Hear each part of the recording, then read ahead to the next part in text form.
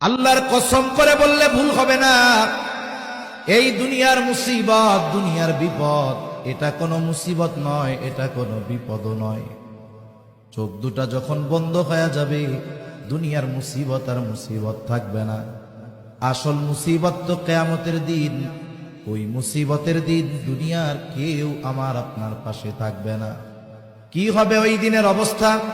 আল্লাহ তাআলা কোরআনুল কারীমের মধ্যে একটা চিত্র তুলে ধরে বলেন, ইয়াউমা ইয়াফিরুল মারউ মিন আখিহি ওয়া উম্মিহি ওয়া আবিহি ওয়া সাহিবাতিহি ওয়া বানিহি লিকুল্লি ইমরিইন মিনহুম ইয়াউমাইযিন শা'নুন ইউগনি।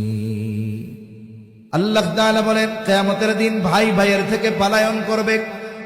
ওয়া উম্মিহি ওয়া আবিহি, পিতামাতার থেকে পলায়ন করবে। ওয়া সাহিবাতিহি ওয়া বানিহি, স্ত্রী সন্তানদের থেকে পলায়ন করবে।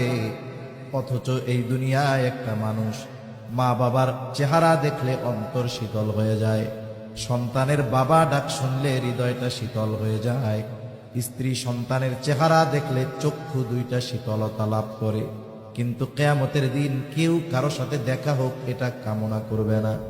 প্রত্যেকটা মানুষ নিজের চিন্তায় বিভোর থাকবে, সকলেই চিন্তিত থাকবে। আমার আপনার নবীজিও সেই দিন চিন্তিত থাকবে। সবাই চিন্তিত থাকবে নিজের জন্য, আর নবীজি চিন্তিত থাকবেন তার উম্মতের নাজাতের জন্য। সেই দিন মানুষেরা এমনটাও আল্লাহ তাআলার কাছে বলবে, আল্লাহ, সারা দুনিয়ার সব মানুষকে জাহান্নামে দিয়ে হলেও আপনি আমাকে মাফ করে দেন।